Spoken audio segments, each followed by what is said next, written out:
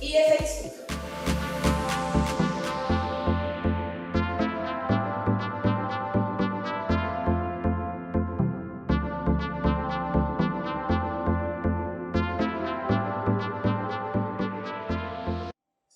Não sei se vocês se lembram quando estudaram as camadas do planeta, mas a crosta terrestre, que é a camada mais externa, ela é dividida em 3 regiões bem distintas. A litosfera, que é a região sólida, a hidrosfera, que é a região líquida, e a atmosfera, que é a região gasosa. Então, a atmosfera é uma região com mais de 400 km de espessura que circunda o nosso planeta. E ela é composta principalmente por vapor de água, oxigênio e nitrogênio, tendo outros componentes aí que dão características especiais para a atmosfera.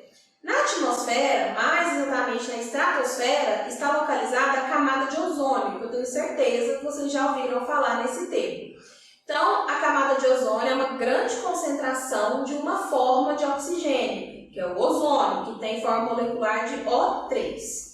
A camada de ozônio ela é responsável por filtrar a radiação ultravioleta que vem do Sol. O Sol ele libera vários tipos de radiação. Então, ele libera a radiação ultravioleta, que é a luz, e libera o calor, que é na forma de radiação infravermelha. A radiação ultravioleta ela é muito destrutiva. Então, se a radiação ultravioleta chega aqui com toda a sua intensidade, a nossa capacidade de sobreviver fica prejudicada. Então, seria inviável a vida aqui no planeta. Então, o ozônio consegue diminuir essa incidência. Então, essa grossa camada de ozônio faz um filtro. A incidência ultravioleta chega aqui em condições, em quantidades que permitem a nossa sobrevivência. Então, a destruição da camada de ozônio implica em maior incidência de radiação ultravioleta no nosso planeta. E isso está ligado a câncer de pele, porque a radiação ultravioleta consegue alterar o código genético, causar mutações nas nossas células da pele, e aí temos a ocorrência de câncer. E o câncer de pele é um dos mais comuns, né, em níveis mundiais. Causa envelhecimento precoce, causa problemas de visão muito graves, então a radiação ultravioleta, né, sobre os nossos olhos, ela é muito grave, muito destrutiva, causa problemas nas plantas, nos outros animais. Vocês já devem ter ouvido falar, né, que a camada de ozônio, a cada dia que passa, está sendo mais destruída. O que causa a destruição da camada de ozônio? O que causa essa destruição é algum componente que consiga fazer a conversão de ozônio em oxigênio. Geralmente, esses compostos têm cloro ou bromo. Um muito famoso é o CFC, que é clorofluorcarboneto. Esse composto ele é muito utilizado em sistemas de refrigeração, naqueles aerosóis, em solventes, porque ele é uma alternativa mais barata, uma alternativa que não é tóxica, não é venenosa, não tem cheiro forte, não atrai insetos, não causa irritações na pele, não causa queimaduras. Então, para a utilização humana, ele é muito seguro, mas na camada de ozônio, ele causa uma destruição em grande escala. Porque o que vai acontecer? O CFC liberado na atmosfera, ele não sobe de uma vez para as camadas mais altas, ele fica aqui na primeira camada, que é a troposfera. Ele não é muito reativo, então ele não vai desaparecer ali e reagir com outras substâncias. E a chuva não consegue retirar ele da atmosfera, então ele fica lá parado. Em determinado momento, ele sobe até a estratosfera, que é onde está a camada de ozônio. Quando ele chega na camada de ozônio, ele reage com a incidência ultravioleta que está chegando ali e libera um radical livre. Esse radical livre destrói o ozônio, transforma ele em oxigênio e libera um radical aqui de cloro. Esse cloro, quando ele reage com o oxigênio que está naquela região, ele consegue destruir em massa várias moléculas de ozônio, liberando novamente outro radical livre de cloro que vai fazer a mesma coisa. Então, recapitulando, o CFC reage com a radiação ultravioleta, libera o radical livre que destrói o ozônio, essa destruição libera um elemento, um radical de cloro, esse cloro reage com o oxigênio livre que está ali, destrói várias moléculas de ozônio, que liberam mais radicais de cloro e assim continuamente. Então, existe aí um cálculo de que cada molécula aqui de cloro consegue destruir, em média, 10 mil moléculas de ozônio. Então, se a emissão de CFC é muito alta na atmosfera, a gente tem quantos milhões de radicais de cloro sendo liberados a todo momento. E aí, essa destruição do ozônio vai formando buracos, nessa camada de ozônio, buracos pelos quais a radiação ultravioleta passa de forma muito intensa e causa prejuízo.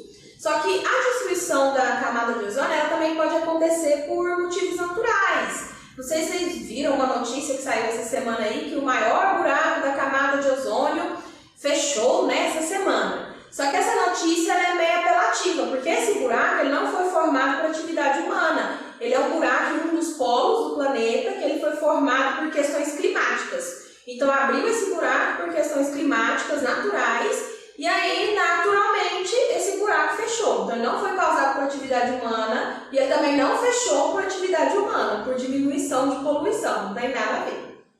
E agora, como última parte da nossa aula, nós vamos falar do efeito estufa. Então você já deve ter ouvido falar de efeito estufa aí em notícia, na televisão. E por algum motivo as pessoas acabam ligando o efeito estufa a uma coisa ruim para o planeta. Sendo que o efeito estufa ele é um efeito natural proporcionado por uma camada de gases de efeito estufa que permite uma temperatura estável no nosso planeta que é compatível com a vida. Então o efeito estufa ele é fundamental, ele tem que existir. A gente vai falar o que potencializa esse efeito estufa, porque em algum momento isso acaba sendo prejudicial. Então, o efeito estufa é essa concentração de gases de efeito estufa aqui na atmosfera que conseguem concentrar o calor de uma maneira estável no nosso planeta para que seja compatível com a vida. Porque se não tivesse essa camada, o nosso planeta ia sofrer variações diárias de temperatura muito extremas.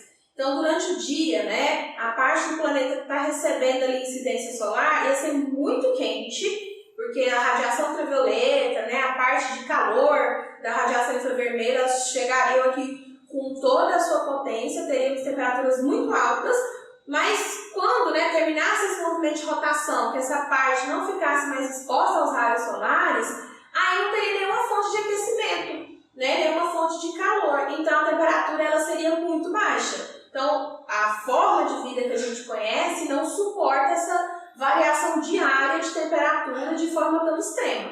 Então, essa camada de gases de efeito estufa aqui faz essa manutenção. O que é um gás de efeito estufa? É um gás que consegue absorver parte dessa radiação, desse calor, e manter esse calor aqui no nosso planeta, mantendo a nossa temperatura numa faixa estável.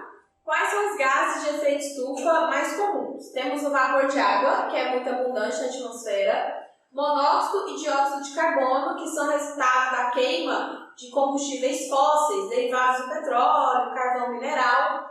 Temos os CFCs, que já falamos anteriormente, que é essa substância que era muito utilizada, mas hoje ela é praticamente deixada de lado. Hoje existem até leis evitando o uso dessas substâncias na maioria dos países. Ela foi substituída por outras, sistemas de refrigeração, aerosol, óxido de nitrogênio e óxido de enxofre, sendo que o enxofre, em grandes quantidades, ele pode causar uma situação chamada chuva ácida, que prejudica prédios, outras estruturas, pode prejudicar plantas, animais. E o metano. O metano é um gás liberado principalmente pela degradação de matéria orgânica e também como resultado da digestão de herbívoros. Os herbívoros, eles têm micro-organismos no seu sistema digestivo e essa digestão facilitada por esses micro-organismos forma o gás metano, que é eliminado na flatulência do gado.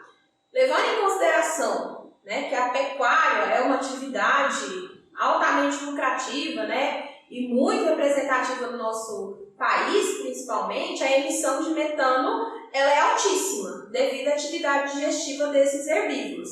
E vulcões em atividade também liberam grandes quantidades de metano. Então, existiram épocas no nosso planeta que existia uma grande quantidade de metano, mas não tinha nem ser humano ainda, mas era devido à atividade vulcânica que era intensa nessa época. Então, a concentração desses gases aqui forma essa camada de gases de efeito estufa que fazem justamente essa filtração, né? Não é bem uma filtração, fazem aí uma adaptação. Então, os raios solares, né, passam por essa camada, eles conseguem absorver algum desses raios, os de comprimento de onda maior.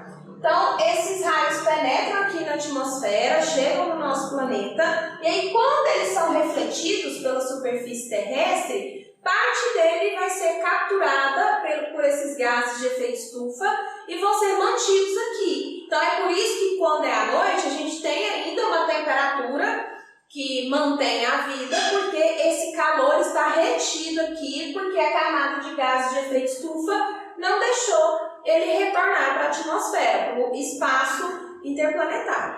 Então, resumindo, os gases de efeito estufa permitem a passagem dos raios solares, mas quando eles são refletidos e eles vão voltar, parte deles fica armazenada aqui, fazendo essa manutenção do calor. Então, o calor ele vai ser irradiado através de ondas, mantendo a temperatura do planeta constante. Então, o efeito estufa é fundamental, ele mantém a nossa temperatura e sem ele teríamos variações de temperatura muito extremas, o que seria incompatível com a vida. Qual que é o problema? Quanto maior a emissão desses gases de efeito estufa, maior a concentração de calor, porque maior será a capacidade de reter o calor que chegou através dos raios solares. As atividades humanas estão emitindo muito desses gases, então a gente tem uma concentração muito grande, o que reflete em aumento de temperatura. Além disso, nós temos concentrações de gás carbônico na atmosfera, naturalmente, que ajudam a manter essa temperatura. A atividade humana libera altas concentrações de gás carbônico e altas concentrações de gases de efeito estufa. Então, a quantidade de calor que vai ser retida vai ser muito superior, o que aumenta a temperatura média do planeta, configurando uma situação chamada de aquecimento global. O aquecimento global, ele leva a mudanças climáticas, então não é aquela ideia de que vai ficar quente em todos os lugares. Nós vamos ter aí a intensificação de eventos climáticos, então maior incidência de ciclones, furacões, chuvas torrenciais, aquelas que são muito destrutivas. Temos também a possibilidade do aumento do nível do mar devido ao derretimento de massas de água doce, né, as geleiras que estão congeladas, e aí esse aumento do nível do mar pode causar submersão de regiões litorâneas que leva à migração forçada de pessoas para o interior, que aumenta o nível populacional, e aí será que tem comida para todo mundo? Será que tem espaço para todo mundo? Então, o aquecimento global, que leva a mudanças climáticas, ele é resultado de atividades humanas que intensificam a emissão de gases de efeito estufa, que aumentam a retenção de calor que vem da radiação solar, o que aumenta a temperatura do planeta de forma mundial, né? Então, a média anual de temperatura do planeta aumenta, mesmo que seja em 1 grau, né? Menos de 1 grau, o que já causa esses efeitos que já podemos sentir. A nossa aula de hoje está finalizada, vocês vão receber as atividades durante a nossa aula de WhatsApp, então provavelmente vocês estão vendo esse vídeo no momento da aula. Vamos fazer as atividades e corrigir na aula mesmo.